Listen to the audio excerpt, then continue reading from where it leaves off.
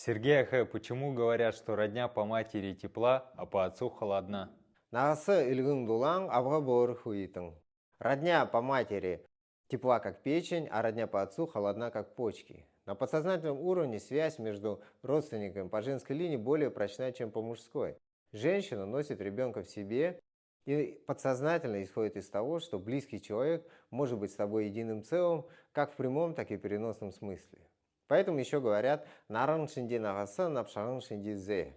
Родня по маме подобна солнцу, а внук или племянник по женской линии подобен зеленому листку. Солнце согревает листок, дает ему свою жизненную энергию, и в ответ он тянется к солнцу. Таким же образом взаимодействуют между собой Нагаса и Зе, родня по материнской линии.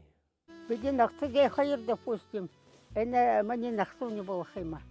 Бархадоевска. Мама мне Бархадоевска басан. Вот. И на меня ясно нахты мне. Вот. Он для меня дорог.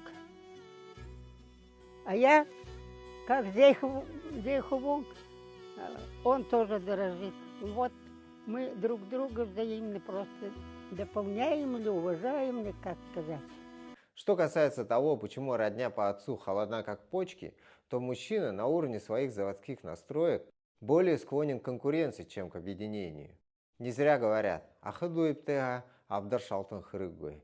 Если братья дружны между собой, то и сундук золота не нужен. В то же время это не значит, что Абга, родня по отцу, в чем-то уступает Нагаса. Ведь родня по отцу – это и есть род человека, и мужчина несет ответственность за его достойное продолжение. А одними теплом и заботой достойных наследников не воспитаешь. В нужный момент к ним необходимо проявлять строгость. А кто справится с этим лучше, чем отец или его родня?